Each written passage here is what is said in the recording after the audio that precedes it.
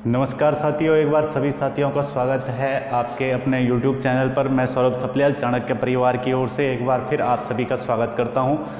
कल हमने वन दरोगा का पहला चैप्टर कंप्लीट किया था सिलेबस का, जिसके अंतर्गत हमने सॉलिड, लिक्विड और गैस पदार्थ की तीनों अवस्थाओं के बारे में बात की थी।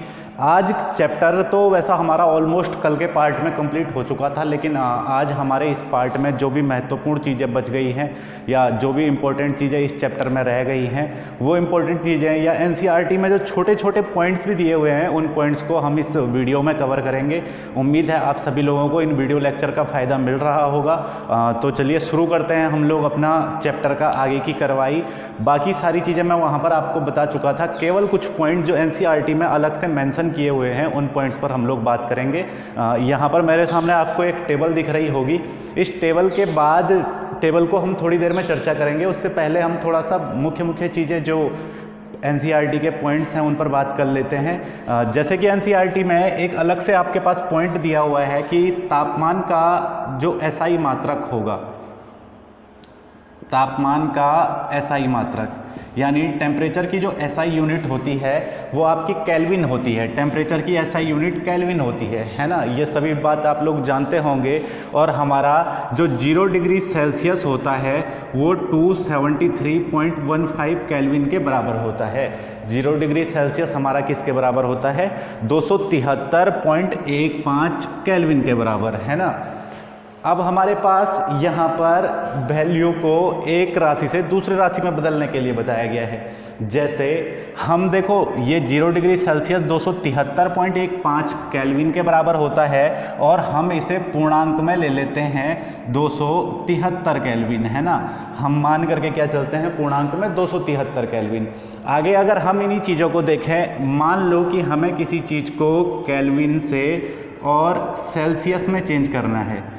हमें किसी चीज़ को केल्विन से सेल्सियस में चेंज करना है। जो हमारे पास टेम्परेचर दे रखा है, तापमान दे रखा है, उस तापमान को, वो तापमान हमारे पास मान लीजिए केल्विन में दे रखा है, उसे हमने सेल्सियस में चेंज करना है। तो जब हमें केल्विन से सेल्सियस में चेंज करना होगा, केल्विन से सेल्सियस में चेंज करना होगा, तो तब हमारे पास जो टेम्परेचर दिया है, जो तापमान दिया है, दिए गए तापमान में से हमें 273 को घटा देना है, इसे माइनस कर देना है। उस टेम्परेचर में से 273 को माइनस कर देंगे तो वो हमारा इसमें बदल जाएगा। जैसे हम एक एग्जाम्पल लेकर के देखते हैं। एग्जाम्पल हमारे पास जैसे मैं आपको इसी एनसीईआरटी के क्वेश्चंस का एक क्वेश्चन का एग्जाम्पल ले लेता हूँ। जैसे हमारे पास है कि 470 केल्विन को सेल्सियस में बदलिए। अच्छा, आपके पास उदाहरण है कि 470 केल्विन को सेल्सियस में बदलिए। तो आपको क्या करना है, आपने अभी अभी देखा कि हमें 273 से माइनस करना है। तो हम लोग कर देंगे 470 माइनस 273। 470 माइनस 273 करेंगे तो तब हमारा हो जाएगा ये 173 डिग्री सेल्सियस। यानी अभी हमारे पास जो ये 470 टेम्परेचर दिया था, ये केल्विन में दिया था, इसे हमने सेल्सियस में चेंज किया तो 273 से माइनस कर दिया। सिंपल सी बात। अच्छा, एक मिनट यहां पर थोड़ा सा,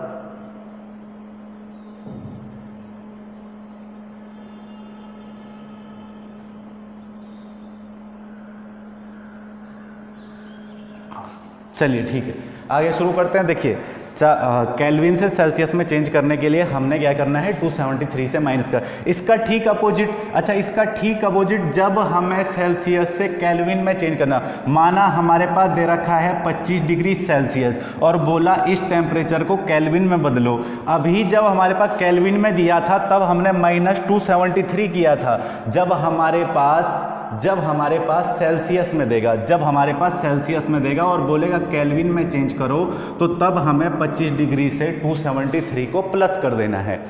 सेल्सियस से केल्विन में बदलने के लिए प्लस और केल्विन से सेल्सियस में बदलने के लिए हम लोग इसे माइनस कर देंगे, यानी घटा देंगे। ये हमारे पास कुछ एक पॉइंट दिया हुआ था। दूसरा, एनसीईआरटी में एक अलग से नोट दिया हुआ है और उस नोट में लिखा गया है कि किसी ठोस का गलनांक उसके कणों के बीच, किसी ठोस का गलनांक उसके कणों के बीच आकर्षण बल को दर्शाता है। यानी कि हमारे पास जो सॉलिड होता है, कल हम लोगों ने बात की थी सॉलिड पे, है ना। जो हमारे पास सॉलिड होता है, ठोस होता है, वह ठोस, उस ठोस का गलनांक बिंदु यानी मेल्टिंग पॉइंट, सॉलिड का मेल्टिंग पॉइंट ये डिसाइड इस बात पर डिफाइन करेगा कि उसके बीच आकर्षण, उसके कणों के बीच आकर्षण बल कितना है। जैसे हमारे पास एक तरफ है, हम लोग ले लेते हैं लोहा, तो मैंने आपको कल बताया था कि जो लोहे का मेल्टिंग पॉइंट होता है वो होता है 1534 डिग्री सेल्सियस, 1534 डिग्री सेल्सियस लोहे का मेल्टिंग पॉइंट होता है। अगर हम इसी में देखें कि देखो ये तो लोहे के कणों के बीच यानी उसके जो पार्टिकल्स हैं उनके बीच में फोर्स ऑफ अट्रैक्शन इतना ज़्यादा है कि इसके लिए इतना ज़्यादा टेम्परेचर की ज़रूरत पड़ रही है हमें। वहीं अगर हम दूसरे तरफ देखें बर्फ़ को, तो बर्फ़ का जो गलनांक होता है, बर्फ़ क्या है हमारे पास, ठोस है, तो बर्फ़ का गलनांक होता है हमारे पास 273.15 केल्विन या 273 केल्विन। आइस का जो हमारे पास मेल्टिंग पॉइंट होता है वो 273.15 केल्विन होता है। यहाँ पर समझने वाली बात यह है कि देखिए लोहा जो होता है वो ज़्यादा हार्डेस्ट सब्सटेंस है। हार्डेस्ट सब्सटेंस का मतलब यह है कि उसके जो पार्टिकल्स होंगे उन पार्टिकल्स के बीच में फोर्स ऑफ अट्रैक्शन बहुत ज़्यादा होगा, यानी लोहे के कणों के बीच में आकर्षण बल ज़्यादा है अपेक्षा बर्फ़ के कणों के, है ना। और अगर हम बर्फ़ की बात करें तो बर्फ़ को अगर हमें मेल्ट करना है, मेल्ट का मतलब यानी ठोस से लेकर के द्रव अवस्था में लाना है, सॉलिड से लिक्विड फॉर्म में लाना है, तो उसका गलनांक हमें निकालना पड़ेगा। कोई भी वस्तु ठोस अवस्था से गर्म करके द्रव अवस्था में लाई जा सकती है, तो बर्फ़ को हमें द्रव अवस्था में लाने के लिए कितने तापमान की आवश्यकता है, 273.15 केल्विन। तो ये यहाँ पर एक पॉइंट दिया हुआ है। आगे अगर हम इसी में चलें तो आगे बताया गया है कि जो दाब का एसआई मात्रक होता है, जो दाब का मात्रक होता है, दाब का गैसीय दाब का,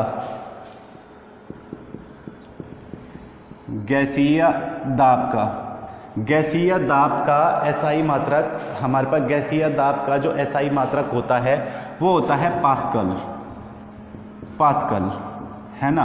दाब की यूनिट क्या होती है, प्रेशर की यूनिट क्या होती है, पास्कल होती है ना। एटमॉस्फेयर मात्रक है। और वैसे जो दाब को हम नापते हैं वो किस में नापते हैं, एटमॉस्फेयर में नापते हैं, यानी कि हम किसको नापेंगे, दाब को, तो एटमॉस्फेयर में नापते हैं, उसे एटीएम से डिनोट करते हैं।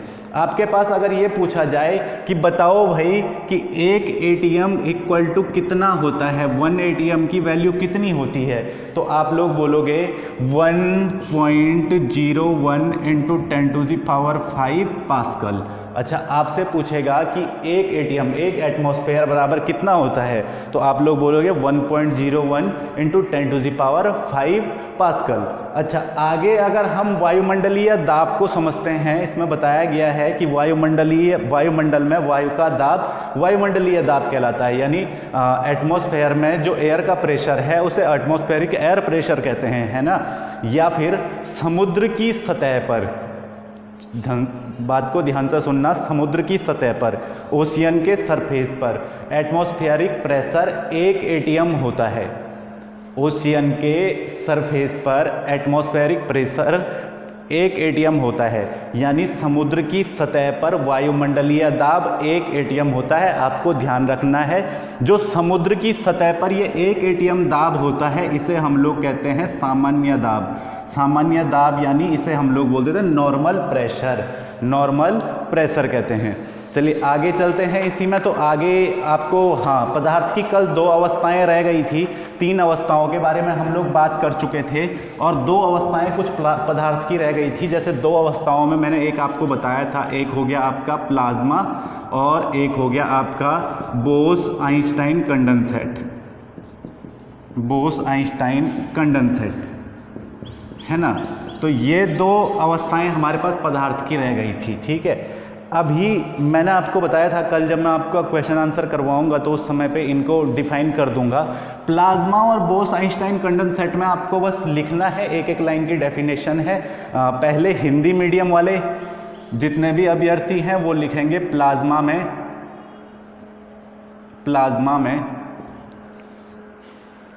में लिखोगे इस अवस्था में प्लाज्मा, हिंदी मीडियम वाले पहले, अभी इंग्लिश वालों को भी लिखवाऊंगा।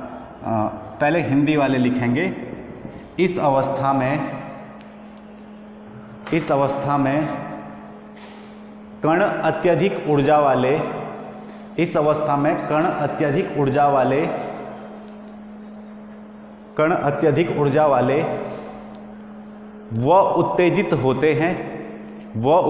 होते हैं। ये कण आयनीकृत गैस के रूप में होते हैं। ये कण आयनीकृत गैस के रूप में होते हैं, यानी आयनाइज्ड गैस के रूप में होते हैं। फ्लोरेंस ट्यूब, आगे लिखोगे फ्लोरेंस ट्यूब व नियॉन बल्ब में, फ्लोरेंस ट्यूब और नियॉन बल्ब में भी आपका होता है प्लाज्मा। नियॉन बल्ब में भी प्लाज्मा होता है। नियॉन बल्ब में प्लाज्मा होता है। लिखो प्लाज्मा के कारण ही सूर्य व तारों में भी चमक होती है।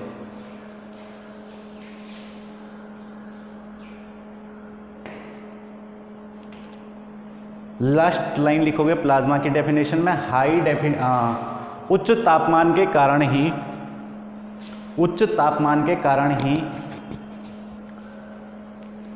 तारों में प्लाज्मा बनता है। उच्च तापमान के कारण ही तारों में प्लाज्मा बनता है। चलिए अब इंग्लिश मीडियम वाले लिखेंगे, प्लाज्मा में लिखेंगे it is a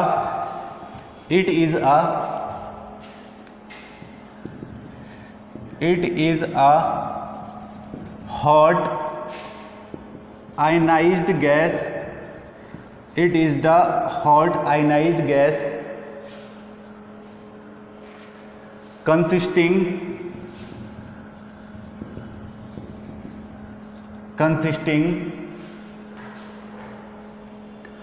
of equal number of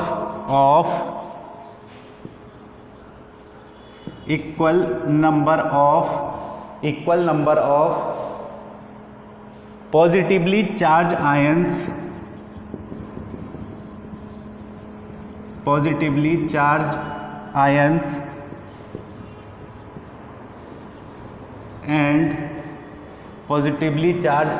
and negatively charged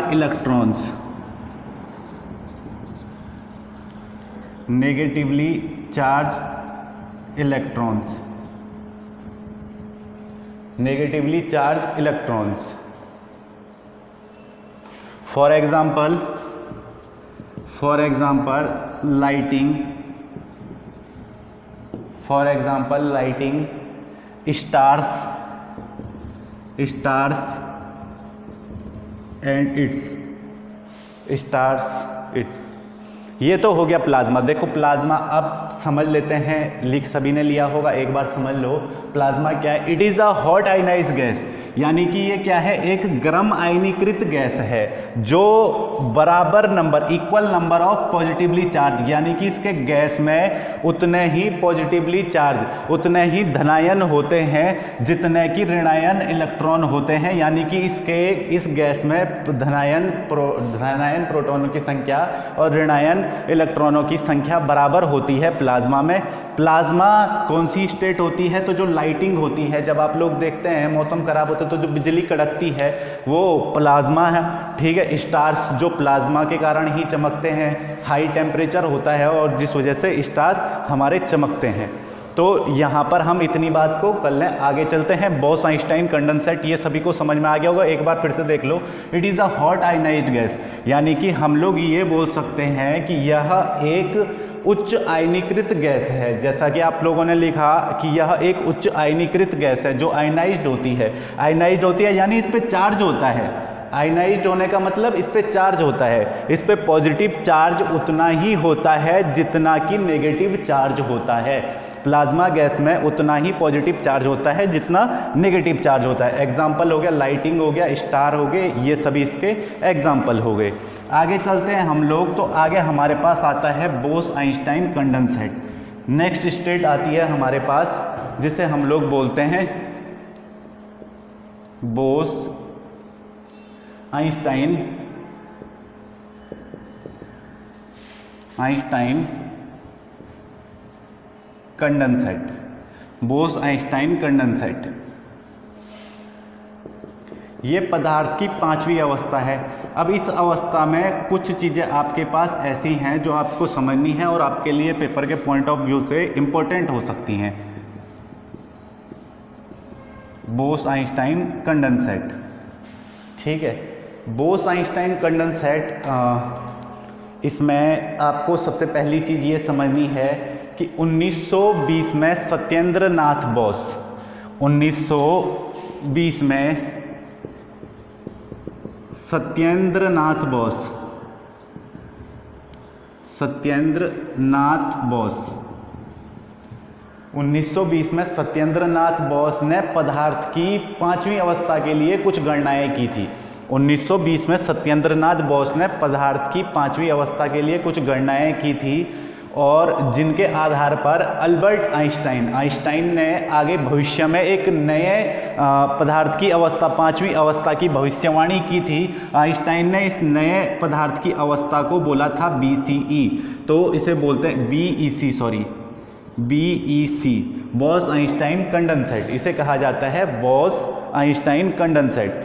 देखो ये क्या होता है कि प्लाज्मा, देखो हमारे पास जो ये पांचवी अवस्था है बोस-आइंस्टाइन कंडेंसेट, इसके 1920 में सत्येंद्र नाथ बोस, जो कि भारतीय भौतिक विज्ञान के प्रोफेसर रहे, सत्येंद्र नाथ बोस, और सत्येंद्र नाथ बोस ने बताया 1920 में पदार्थ की पांचवी अवस्था के लिए इन्होंने कुछ गणनाएं की थी, जिसके आधार पर आइंस्टाइन ने एक नए पदार्थ की पांचवी अवस्था, जिसे हम लोग BEC कहते हैं, बोस-आइंस्टाइन कंडेंसेट के बारे में भविष्यवाणी की थी। कालांतर में आगे चल करके सीधे आपको ध्यान रखना है सन 2001 में ऐसा क्या हुआ, तो सन 2001 में इसी के लिए हमारे पास 3 वैज्ञानिकों को नोबेल दिया गया। इसके पास 3 वैज्ञानिकों को, अमेरिका मूल के 3 वैज्ञानिकों को इसके लिए नोबेल दिया गया। तो वो कौन कौन से 3 वैज्ञानिक थे, उसके लिए बारे में उसके नाम ध्यान रखने हैं आपको। पहला नाम आपको ध्यान रखना है एरिक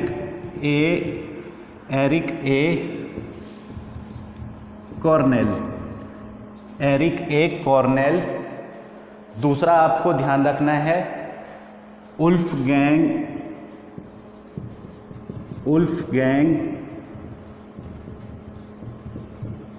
कैट्रेल। और तीसरा आपको नाम ध्यान रखना है ई वेमन। इन तीनों को पदार्थ की पांचवी अवस्था के खोज के श्रेय के लिए नोबेल दिया गया। कौन कौन से 3 वैज्ञानिक हैं, तो आपको ध्यान रखना है Eric A Cornell,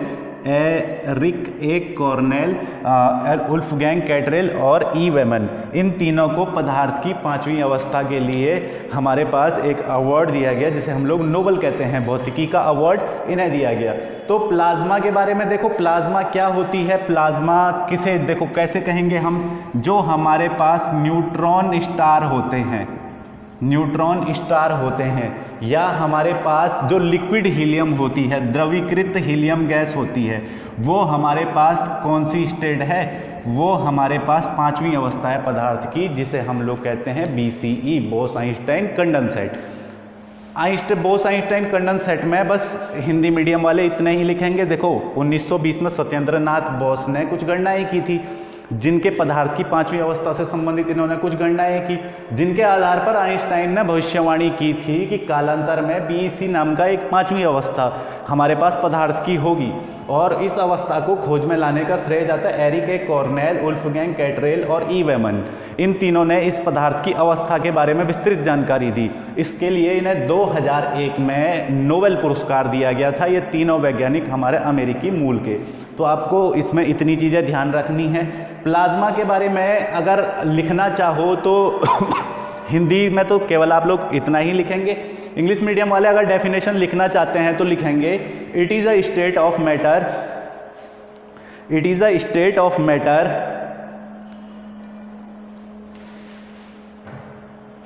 in which separate atoms of subatomic particles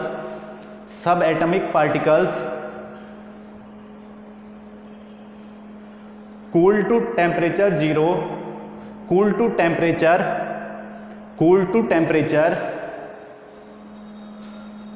very near to absolute zero. यानी कि कहना क्या चाह रहा है, देखो एक बार शुरू से सुनना कि it is a state of matter, it is a state of matter in which, it is a state of matter in which separate atom और subatomic particles, separate atom और subatomic particles cool to temperature very near to absolute zero. यानी आपको इतनी बात को समझना है, कहना चाह रहा है कि एटम और सब एटमिक पार्टिकल्स को अगर हम लोग एटम और सब एटमिक पार्टिकल्स को,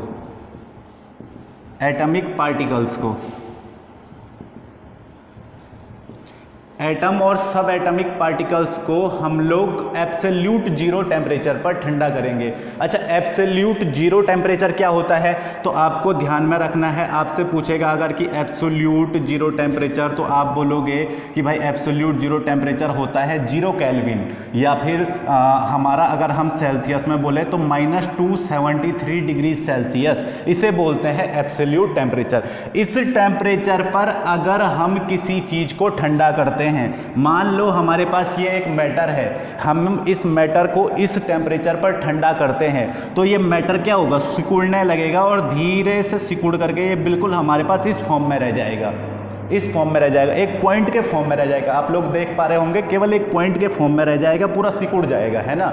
तो हम क्या कहेंगे कि ये पदार्थ की 5वीं अवस्था है, और इस अवस्था को हम लोग नाम दे देते हैं बोस-आइंस्टाइन कंडेंसेट। यानी कोई भी मैटर है, मैटर को हम लोग जब इतना ठंडा करेंगे तो वो क्या हो जाएगा, बिल्कुल सिकुड़ करके छोटा रह जाएगा, इसे हमने नाम दे दिया बोस-आइंस्टाइन कंडेंसेट। ध्यान रखना कौन सा टेम्परेचर पर, एब्सोल्यूट टेम्परेचर पर, एब्सोल्यूट जीरो टेम्परेचर पर, एब्सोल्यूट जीरो यानी 0 केल्विन या फिर -273 सेल्सियस। इसमें आपको ये 2 चीज़ें ध्यान रखनी है। अब आगे आ जाते हैं हम इस टेबल पर, जो ये टेबल आपकी 9वीं की किताब में दी गई है, 9वीं के एनसीईआरटी में दी गई है। आप यहाँ पर देख पा रहे होंगे कुछ राशियाँ दी गई है और उनके मात्रक और प्रतीक दिए गए हैं, यानी हमें इनके यूनिट और सिंबल बताने हैं, हम इन्हें कैसे डिनोट करते हैं। जैसे हमारे पास सबसे पहले है टेम्परेचर, तो टेम्परेचर को हम केल्विन, टेम्परेचर का जो यूनिट होती है वो क्या होती है, केल्विन होती है। यहाँ से आपसे क्वेश्चन पूछ सकता है, देखो टेम्परेचर की यूनिट केल्विन, केल्विन को किससे डिनोट करेंगे, के से डिनोट करेंगे। लंबाई यानी लेंथ, लेंथ की जो हमारे पास यूनिट होती है वो होती है मीटर, और मीटर को हम एम से डिनोट करते हैं। सहती, सहती को हम लोग मापते हैं किलोग्राम में, यानी सहने की क्षमता, सहती को हम लोग किस में मापेंगे, किलोग्राम में मापेंगे। आगे हमारे पास नेक्स्ट है भार, भार यानी वेट, वेट को किस में मापा जाता है, तो न्यूटन में मापा जाता है। वेट का मात्रक क्या होता है, न्यूटन, न्यूटन को कैसे डिनोट करते हैं, एन से डिनोट करते हैं। फिर उसके बाद हमारे पास है आयतन, आयतन हम लोग किस में मापते हैं, वॉल्यूम को किस में नापते हैं, वॉल्यूम को हम लोग नापते हैं घन मीटर में। वॉल्यूम का मात्रक क्या होता है, घन मीटर होता है। मीटर क्यूब जिसे हम लोग बोलते हैं, मीटर क्यूब में हम इसे डिनोट करेंगे, है ना। घनत्व जो होता है हमारा, घनत्व किलोग्राम प्रति घन मीटर में हम इसे मापते हैं, और kg m⁻³ इसका हम सिंबल दे देते हैं। दाब जो हमारा होता है, दाब मैंने बताया भी था, इसे हम पास्कल में मापते हैं और इसे हम डिनोट करते हैं कैपिटल P और स्मॉल a से। ये हमारे पास टेबल है, इस टेबल को आप लोग ध्यान रखेंगे, आप लोग देख पा रहे होंगे टेबल को, तो इस टेबल को आप लोग बनाइए और इसे अच्छे से याद कीजिए। इसके अलावा आगे चलते हैं हम एनसीईआरटी के क्वेश्चन आंसर पर। इस चैप्टर के जो क्वेश्चन आंसर दिए गए हैं उसमें मैंने कुछ क्वेश्चन आंसर लिए हैं, कुछ क्वेश्चन आंसर मैं आपको बता चुका हूं, जैसे केल्विन से सेल्सियस में बदलना या वापस सेल्सियस से केल्विन में बदलने के लिए क्या करते हैं, वो चीज़ें मैं आपको बता चुका हूं। वो काफ़ी बेसिक चीज़ें हैं, लगभग सभी लोगों को पता रहती हैं, स्कूल टाइम में सभी ने पढ़ी हुई हैं। अब हम लोग बात करते हैं कुछ मेन चीज़ों पर। दिया हुआ है, क्वेश्चन दिए हुआ है कि निम्नलिखित अवलोकनों हेतु कारण लिखें, यानी कि हमारे पास कुछ चीज़ें दी गई है, हमें उसके लिए रीज़न बताना है। तो एक पहला क्वेश्चन दिया गया है कि नेफ्थलीन को रखा रहने देने पर यह समय के साथ कुछ भी ठोस पदार्थ छोड़े बिना अदृश्य हो जाता है। कल मैंने आपको एक चीज़ पढ़ाई थी जिसमें मैंने आपको बताया था सब्लिमेशन। सब्लिमेशन किसे कहते हैं हम लोग, ऊर्ध्वापातन, हिंदी वाले लिखेंगे ऊर्ध्वापातन। देखो ऊर्ध्वापातन एक चीज ये होती है कि कोई ठोस द्रव अवस्था से द्रव अवस्था में परिवर्तित हुए बिना सीधे गैसीय अवस्था में परिवर्तित हो जाता है। यानी नेफ्थलीन की जो गोली हमारे पास होती है, नेफ्थलीन जिसे हम लोग कपूर कहते हैं, कपूर की गोली जो हमारे पास होती है, वो देखोगे आप तो कुछ समय अगर आप उसे खुला छोड़ोगे तो खुलने के बाद वो उसका लिक्विड नहीं बनता है, लिक्विड नहीं बनता है उसका, वो सीधे हमारे पास गायब हो जाती है, अदृश्य हो जाती है। तो उसका कारण क्या है कि नेफ्थलीन एक एवापोरेट मैटर है। एवापोरेट मैटर यानी कि हमारे पास एक वाष्पीकृत पदार्थ है जो बहुत जल्दी वाष्पीकृत हो जाता है, वाष्पीकरण हो जाता है उसका, वो हमारे पास लिक्विड फॉर्म में नहीं आता है। और इस प्रक्रिया को हम लोग कहते हैं सब्लिमेशन। यानी अगर आपको सीधे सीधे पूछना आपसे क्या चाह रहा है, आपसे ये पूछना चाह रहा है कि सब्लिमेशन किसे कहते हैं, तो आपको ध्यान रखना है कि सॉलिड से सीधे गैस बनने की जो प्रक्रिया है उसे सब्लिमेशन या ऊर्ध्वापातन कहते हैं।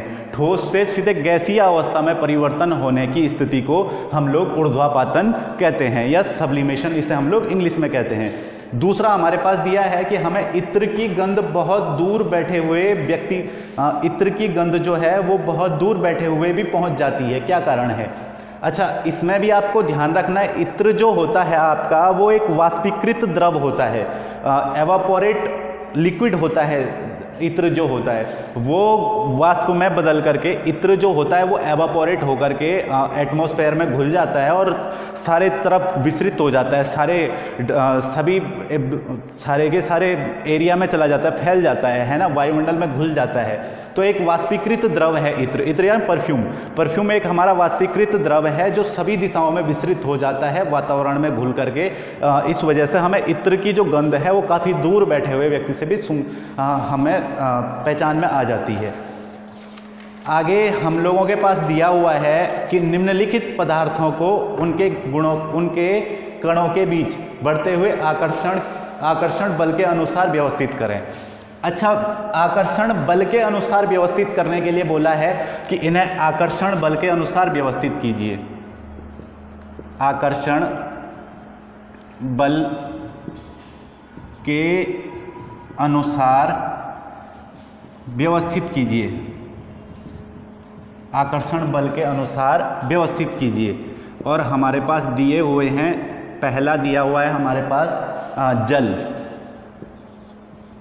दूसरा दिया हुआ है हमारे पास चीनी, और तीसरा दिया हुआ है हमारे पास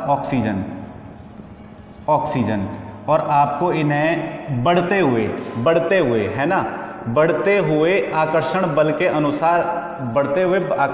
अनुसार व्यवस्थित करना है। तो आपको इन्हें अगर बढ़ते हुए आकर्षण बल के अनुसार व्यवस्थित करने को कहा जाए तो आपको मैंने कल एक चीज़ बताई थी कि फोर्स ऑफ अट्रैक्शन यानी आकर्षण बल सबसे ज़्यादा होता है ठोस में। सबसे ज़्यादा किस में होता है? ठोस में होता है, सॉलिड में होता है। सॉलिड में आपका फोर्स ऑफ अट्रैक्शन सबसे ज़्यादा होता है, जिसे हम लोग कहते हैं आकर्षण बल। इन तीनों में से ठोस क्या है? जल, चीनी और ऑक्सीजन में से ठोस क्या है? चीनी, ऑक्सीजन है हमारा। अच्छा, आकर्षण बल के अनुसार बढ़ते हुए यानी सबसे कम जिसमें है उसे सबसे पहले लिखना है। तो सबसे कम आकर्षण बल किस में होता है? गैस में होता है। गैस से ज़्यादा किस में होता है? गैस से ज़्यादा आकर्षण बल होता है द्रव में, और द्रव से ज़्यादा आकर्षण बल किस में होता है? ठोस में होता है। यानी सबसे कम फोर्स ऑफ अट्रैक्शन किस में होती है? गैस में होती है। उसके बाद किस में होती है? द्रव में, लिक्विड में होती है। और उसके बाद किस में होती है? सॉलिड में होती है। यानी सबसे ज़्यादा फोर्स ऑफ अट्रैक्शन किस में होती है? सॉलिड में होती है। अच्छा, अगर हमें इन तीनों को व्यवस्थित करना हो तो इनमें गैस क्या है? गैस है हमारे पास ऑक्सीजन, है ना, और ऑक्सीजन से ज़्यादा हमारे पास फिर हमारे पास जो है द्रव क्या है? इनमें से जल द्रव है, जल, और फिर हमारे पास क्या है? चीनी हमारे पास क्या है? ठोस है। चीनी हमारे पास ठोस है। तो देखो, ऑक्सीजन, जल, चीनी, ये बढ़ते हुए आकर्षण क्रम के अनुसार, बढ़ते हुए आकर्षण बल के अनुसार हमने इन्हें व्यवस्थित कर लिया है, फोर्स ऑफ अट्रैक्शन के अकॉर्डिंग व्यवस्थित कर लिया है। आगे चलें तो नेक्स्ट क्वेश्चन हमारे पास दिया गया है कि निम्नलिखित तापमानों पर जल की भौतिक अवस्था क्या होगी, है ना। तो जो टेम्परेचर दिए हुए हैं हमें, उन टेम्परेचर पर हमें बताना है कि इन टेम्परेचर पर वाटर की कंडीशन क्या होगी, वाटर कौन सी स्टेट में होगा, है ना। आपको बताना है कि जो हमारे पास टेम्परेचर दिए हुए हैं, जैसे हमारे पास तापमान दिया हुआ है 25 डिग्री सेल्सियस, 25 डिग्री सेल्सियस, दूसरा हमारे पास दिया हुआ है 0 डिग्री सेल्सियस और तीसरा हमारे पास दिया हुआ है 100 डिग्री सेल्सियस। तो आपको बताना है कि बताओ भाई कि इन तीनों स्थिति में जल कैसे रहेगा हमारा। बताओ इन तीनों तापमान पर हमारा जल यानी वाटर किस स्टेट में होगा। अगर हम 25 डिग्री सेल्सियस पर देखें तो 25 डिग्री सेल्सियस पर हमारा जो वाटर होगा वो लिक्विड स्टेट में होगा, है ना। 25 डिग्री सेल्सियस यानी हमारा रूम टेम्परेचर के लगभग रूम टेम्परेचर के बराबर। तो 25 डिग्री सेल्सियस पे हमारा जो वाटर होगा वो लिक्विड फॉर्म में होगा, द्रव अवस्था में होगा। किस स्टेट में होगा? द्रव अवस्था में होगा। आपसे ऐसे ही क्वेश्चन पूछे जाएंगे 25 डिग्री सेल्सियस पर बताओ कि जल किस अवस्था में होगा, तो आपको ध्यान रखना है कि 25 डिग्री सेल्सियस पर लिक्विड स्टेट में होगा या द्रव अवस्था में होगा, है ना। अच्छा, 0 डिग्री सेल्सियस पर पूछा जाएगा कि 0 डिग्री सेल्सियस पर जल किस अवस्था में होगा, तो आपको ध्यान रखना है ठोस अथवा द्रव अवस्था में। अब मैं ऐसा क्यों कह रहा हूँ ठोस अथवा द्रव अवस्था में? गुरुजी या तो ठोस में ही होगा या फिर द्रव में ही होगा, ऐसा क्यों? तो देखो सुनना बात को ढंग से। 0 डिग्री सेल्सियस पर या तो मैंने कहा वाटर जो होगा वो सॉलिड फॉर्म में होगा और या फिर मैं कह रहा हूँ कि वो लिक्विड फॉर्म में होगा। ऐसा क्यों? क्योंकि हमें एक बात को समझना है, एक लाइन को लिखोगे, क्योंकि जल का हिमांक वाटर का जो हिमांक होता है वो हिमांक कितना होता है? 0 डिग्री सेल्सियस होता है। वाटर का जो हिमांक होता है वो कितना होता है? पानी का हिमांक 0 डिग्री सेल्सियस होता है। और बर्फ़ का गलनांक भी कितना होता है? बर्फ़ का गलनांक भी 0 डिग्री सेल्सियस होता है। बर्फ़ का गलनांक भी कितना होता है? 0 डिग्री सेल्सियस होता है। अच्छा, अब हिमांक और गलनांक क्या है? गलनांक तो आपको पता है मेल्टिंग पॉइंट है ना, वो टेम्परेचर जिस टेम्परेचर पर कोई भी चीज़ लिक्विड फॉर्म में चली जाएगी, है ना। तो ये हो गया, बर्फ़ हमारा 0 डिग्री सेल्सियस पर लिक्विड फॉर्म में भी चला जाता है। इधर हम देखें तो जल का हिमांक भी 0 डिग्री सेल्सियस है। हिमांक का मतलब हो गया हमारा आइस पॉइंट। जल का जो आइस पॉइंट है वो भी कितना है? 0 डिग्री सेल्सियस। 0 डिग्री सेल्सियस पर जल जमने लगता है या फिर जो बर्फ़ होती है वो 100 डिग्री सेल्सियस पर गलने लगती है। तो दोनों में हमें साफ फर्क पता चल रहा है। इसलिए हम कह सकते हैं कि 0 डिग्री सेल्सियस पर जो हमारा वाटर होगा, पानी होगा, या तो वो ठोस अवस्था में होगा या फिर द्रव अवस्था में होगा। इसके बाद हमारे पास तीसरी कंडीशन दी है कि बताओ भाई कि 100 डिग्री सेल्सियस टेम्परेचर पर, 100 डिग्री सेल्सियस टेम्परेचर पर बताओ जल का तापमान क्या होगा? 100 डिग्री सेल्सियस पर जल की स्थिति क्या होगी? अच्छा, अगर हम जल में 100 डिग्री सेल्सियस अगर हम उसे तापमान दे दें तो या फिर वो तो द्रव अवस्था में होगा, और आपको पता है 100 डिग्री सेल्सियस पर द्रव बनने लग जाता है वाष्प, या फिर होगा गैसीय अवस्था में, है ना। या फिर हम बोलेंगे कि द्रव 100 डिग्री सेल्सियस पर हमारा या तो द्रव अवस्था में होगा या फिर गैसीय अवस्था में होगा। तो ये 3 कंडीशन दी हैं। इन तीनों कंडीशन को आप लोग नोट कर लीजिए यहाँ तक। चलिए, आज के लिए इतना ही काफ़ी है। कल 9th की NCERT का चैप्टर 2 मैं आपके लिए लेकर के आऊँगा। कंटिन्यू आपको वीडियोस मिल जाएंगी। कल की वीडियो में साउंड का थोड़ा सा कुछ प्रॉब्लम आ गया था। आज आई होप कि ऐसी कोई भी समस्या साउंड की नहीं आई होगी। कल माइक डिस्कनेक्ट होने की वजह से थोड़ा साउंड का इशू आ गया था। कई बच्चों के मैसेज आए कि साउंड सही नहीं आ रहा है। तो आज आपके पास साउंड बिल्कुल क्लियर होगा। और एक बार आप सभी लोग वीडियो को शेयर कीजिए, चैनल को सब्सक्राइब कीजिए। देखो ऐसा है कि अगर इस चैनल पर कुछ ठीक ठाक सब्सक्राइबर हो जाते हैं, लगभग इतने हो जाते हैं कि लाइव स्ट्रीमिंग शुरू हो पाए, तो कंटिन्यू हम लोग लाइव क्लासेस चलाएंगे। फिर उसके लिए तो मैं तैयार हूं कि लाइव क्लासेस हम लोग चलाएंगे, पर पहले हमारे पास उतने सब्सक्राइबर तो हों। वीडियो को शेयर कीजिए, चैनल को सब्सक्राइब कीजिए। और इसी के साथ इस चैप्टर को यहीं पर समाप्त करते हैं। इससे संबंधित अगर किसी का कोई भी डाउट है तो वो व्हाट्सएप के माध्यम से मुझसे पूछ सकता है। व्हाट्सएप नंबर मेरा सभी मित्रों के पास होगा। जिसके पास नहीं है 9996 977807। वन दरोगा के संबंधित कोई भी आपको क्वेश्चन पूछना है या कोई भी आपको जानकारी चाहिए तो आप इन नंबर पर मेरे से संपर्क कर सकते हैं। इसके लिए आपको चैनल को सब्सक्राइब करना है, वीडियो को लाइक करना है और धन्यवाद। आज की वीडियो में हम लोग बस यहीं तक बात करेंगे। कल हम लोग 9th की एनसीईआरटी का चैप्टर 2 और चैप्टर वाइज हम लोग इसे कंप्लीट करते हुए चलेंगे। एक वीडियो में कम से कम हम 1 से लेकर के 1.5 चैप्टर तक कंप्लीट कर लेंगे लगभग।